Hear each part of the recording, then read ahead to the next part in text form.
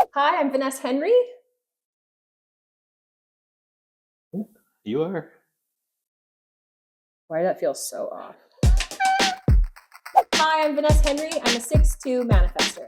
I'm Derek Henry, and I'm a 6'2 generator. And this is our show, On the Roof. Oh my.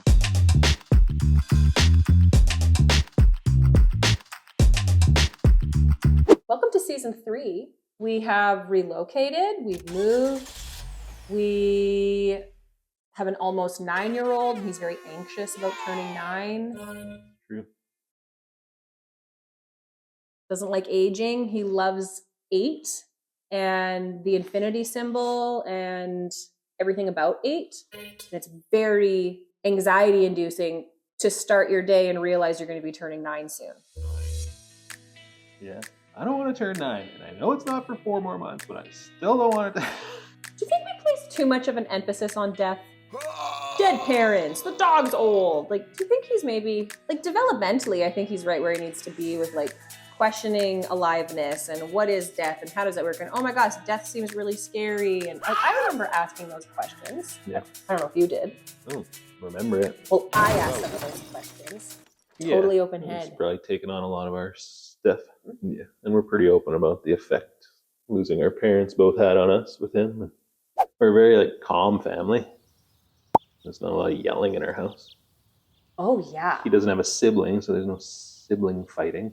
And he is, like, allergic to siblings who fight. So when he goes to a friend's place to hang out and there's a sibling and he gets stressed if there's a sibling because he doesn't want to be around them potentially fighting. So when he goes to a friend's house and the siblings fight, he, like, mediates and forces his friends to apologize to their siblings. And then he comes home all mad because they didn't apologize good enough. Sorry. And he's like, they didn't even mean it, Mom. They didn't even mean it. And he's all worked up about that for a night. Yeah, he gets nervous or anxious right before heading into a new space. And then needs a lot of time to hermit and decompress after the fact. After he's gone into a charged space like that, he'll come home and be in his room for a day, watching shows, numbing out. Like, he's just like, brr. What have you seen develop in him now that he's almost 9? Artistic ability is mind-blowing for me. I've been putting off for so long starting him a YouTube channel because he's been so on me about having his own YouTube channel, and his cousins and friends have YouTube channels, but their parents are not necessarily in that industry. I get that there's going to be certain conflict that he needs to meet, but I'm not going to throw him to the wolves, especially as somebody, I had a stalker online when I was a teenager. You know what I mean? What have I learned? What can I do to prevent that from kind of happening? So we finally started his YouTube channel. Hey. He's never loved me more. He compliments me constantly. He's like, you're the best mom ever. Like, I was like, oh my gosh. He's very appreciative of it. And the way we approached it is he had to have comments disabled. But I want to tell you something I noticed right away. His first episode aired. He was checking his phone to see how many views he had. Like, Mom, 16 people have seen it. Oh my God. Mom, 18 people have seen it. Like, and I had to be like, we're not looking anymore today, because he was just, like, locked in, like, so buzzing. And I was like, wow, I could really see that might potentially get out of hand. A drug for him. But the next day, he didn't care at all. He wasn't checking. Like, he was, like, doing something else. Like, he was into it. Then once he slept on it, it was like we run a production company. We make art forms online all the time. Like, he's exposed to that. Like, I get that, why his interest in there and why he was hounding us. Okay, well, what's the age? What's the threshold when it's, like, okay for him to go on there? But YouTube has, like, a kids area. It is more protected. Yeah, there's a lot of learning for us to know how to protect them properly. I think there's a little bit of a paranoia because we know what can go on and what gets involved, because I've had to navigate things. I'm as somebody who's worked online for a few decades. I have maybe perhaps too much caution sometimes, but also, like, I don't want to hold him back, but I don't want to. It's a dangerous territory. Yeah, for sure. We've seen all the horror stories. Yeah. I feel like it's safer than it was. I have no idea. Absolutely not. You know, these kids, like, will blow up these, there are these like, not that it's necessarily, I get it, but why is the demographic between 40 and 60-year-old men watching this content of kids, right? Like, let's just, so there's some creeps out there, and it's like a weird world. The physical world, the metaphysical world, metaverse, there are dangers in every realm that we go and exist in. So how do you prepare your kids the best of your ability? without limiting them from actually going in and having some of these experiences. Like the things that our parents did don't apply. Like the way we were raised, the technology is so... Nothing existed when we were kids. Nobody can really give us really enriching experience and guidance in this. We're the ones getting the experience and making the mistakes. And the way it advances so quickly, I don't know that we'll ever catch up. Oh my God. Growing up, my mom or my parents were really not great with technology and really overwhelmed by like the voicemail or something. And now I'm getting to the point where I don't really know how to use the TV. Especially if we're playing Switch. Forget it. Couldn't even turn it on. Buttons. I'm not doing this. What is all this labor? And I come into the family, we're like, let's watch X-Files, or let's watch Modern Family, or let's watch what I just start watching. Hey, someone put it on for me. Huxley. I'm starting to really just understand my parents, you know, on a new level, because I would identify as a techie person. Mm-hmm.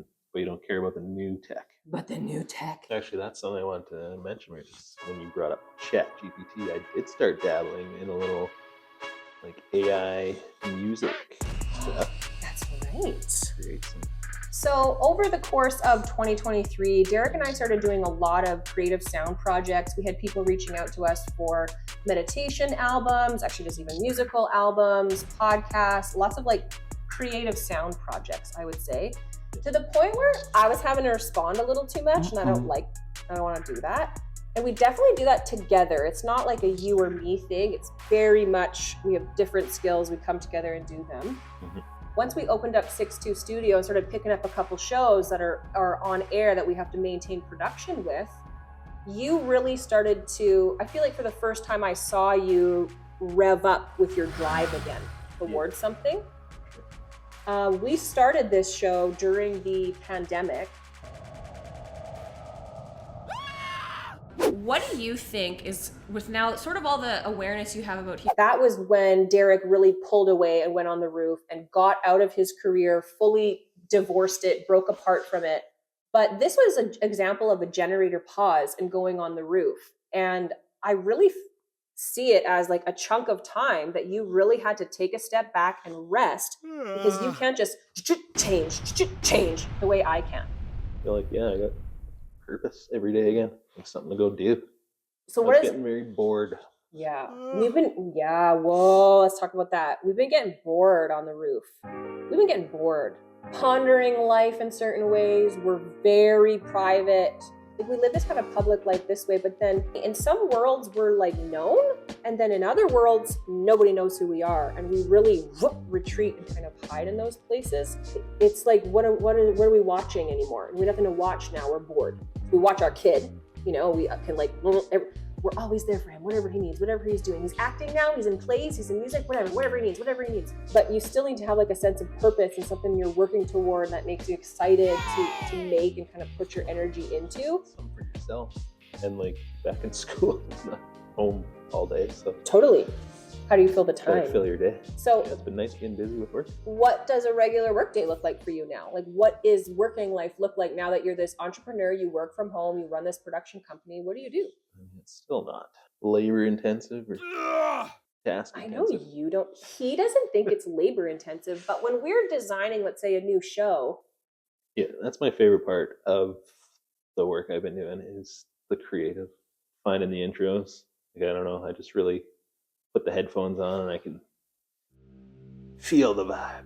But then he will spend hours editing and cutting up the show to like arrange it, put it together, blend it. Like that's labor intensive. Like so what I'm hearing is that's not really necessarily always feeling like work for you. Like you're like, it's not labor intensive. And I think you can say that because it's pleasurable and enjoyable. You've recentered your sacral towards pleasure rather than work. Mm-hmm. This guy doesn't know human design, and he edits so many human design podcasts. He takes in so much. You've probably taken more human design content than me. He's like, I don't know anything. Then sometimes I'll be like, what does 6-2 stand for? Oh my God. Hermit. And your role is called the role model hermit. What's my design type? 6-2. Okay, well, I'm a manifestor. Right. What is your design type?